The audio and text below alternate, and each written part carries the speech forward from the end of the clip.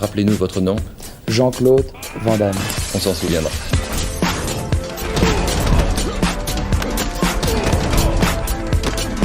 Van Damme Express.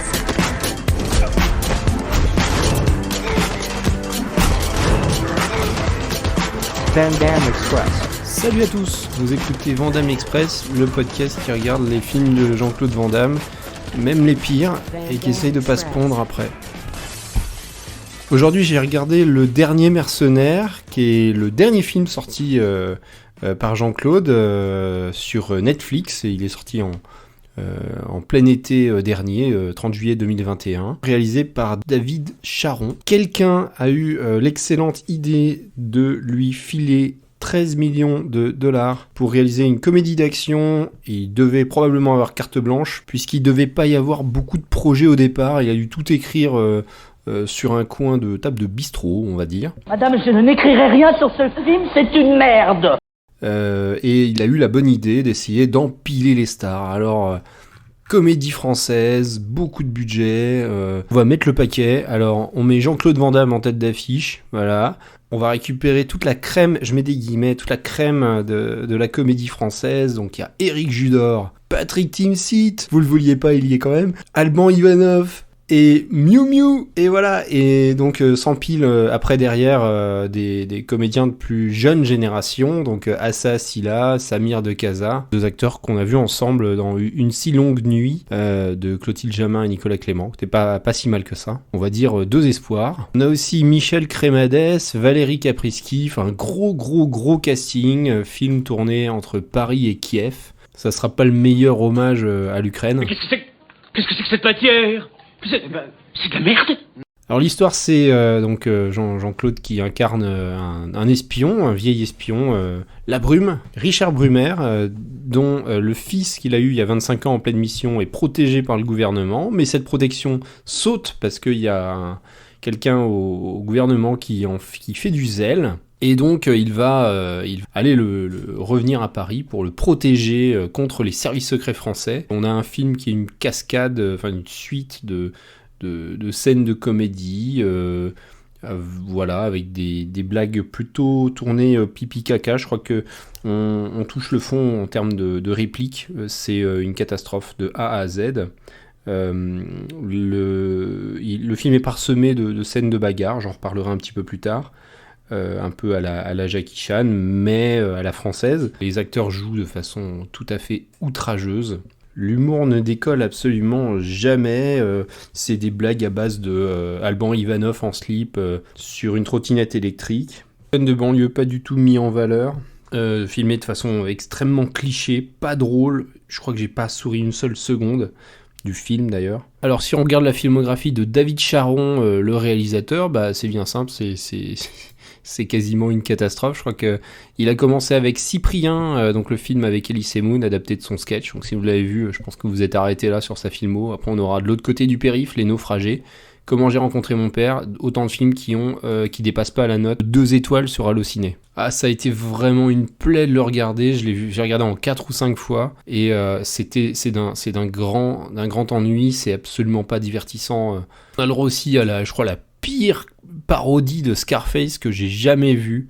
C'est vraiment dramatique. Et si on veut illustrer la faiblesse du film, faut évoquer que le sommet du film, c'est l'affrontement entre Patrick Timsit et Jean-Claude Van Damme. Vous ne l'aviez jamais rêvé, ils l'ont fait. C'est nul à chier. Oui, je le jette, parce que ça, c'est honteux, c'est de la merde. Wow, je fais un cauchemar de ouf, j'ai cru qu'on avait raté le petit-déj. Aujourd'hui, opération piscine. Il faut identifier l'acheteur, la date et le lieu où le Big Mac sera vendu. L'acheteur, c'est le mec qui utilise l'identité d'Archie. Oui. Bon, alors, moi, la vente de votre hamburger, c'est pas mon problème. Il faut qu'on retrouve cet imposteur pour que je puisse être blanchi, d'accord? C'est ça le plus important. Il faut récupérer le Big Mac, parce qu'on parle de la sûreté de la France, Archibald. Mais je m'en fous de la sûreté du pays. Il s'agit de ma vie, là, vous comprenez? Donc je viens avec vous. Archibald, si la barbe faisait le sage, toutes les chèvres seraient prophètes. Je vais passer aux notes, mais il n'y aura pas de surprise.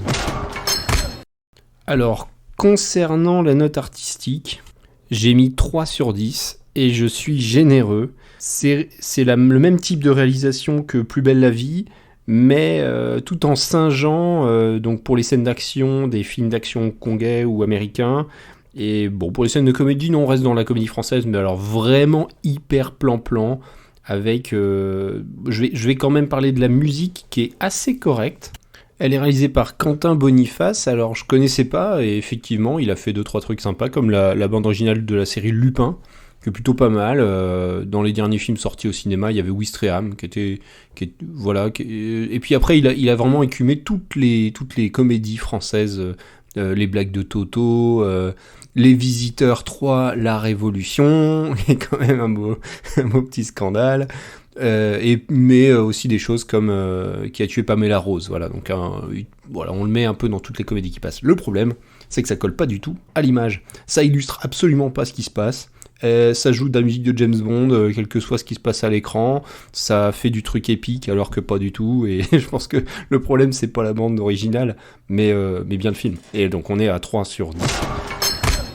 Pour la note bagarre, je suis monté à 4. En fait, il y a quelques scènes bagarre qui sont bien isolées dans le film, et chacune essaye d'être un petit peu inventive, de jouer avec le décor. Jean-Claude s'éclate un peu. Le problème, c'est que c'est quand même nul. Enfin, c'est moche. Il n'y a aucune idée il sait pas où placer sa caméra. Il y a la direction artistique, la photo est vraiment laide. Allez, je pense qu'il y a la scène de bagarre dans le casino, qui est un peu inventive et qui a remonté un petit peu cette note, qui monte à 4.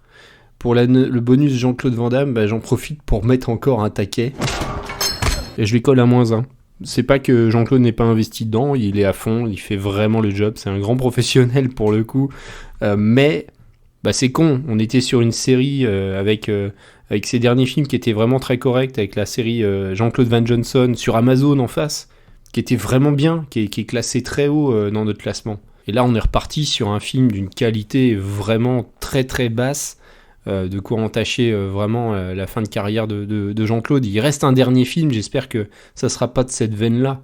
Je suis inquiet. Voilà, donc je vous conseille jamais Le Dernier Mercenaire. Allez, non, mais essayez de développer un peu. Il n'y a rien à développer, c'est de la merde, c'est tout. Il vient se classer juste devant Black Eagle, L'Arme Absolue, en bas du classement.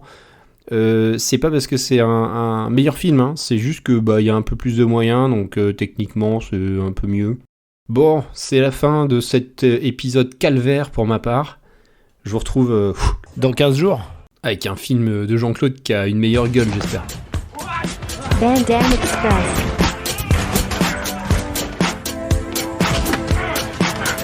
Van Damme Express. Van Damme Express.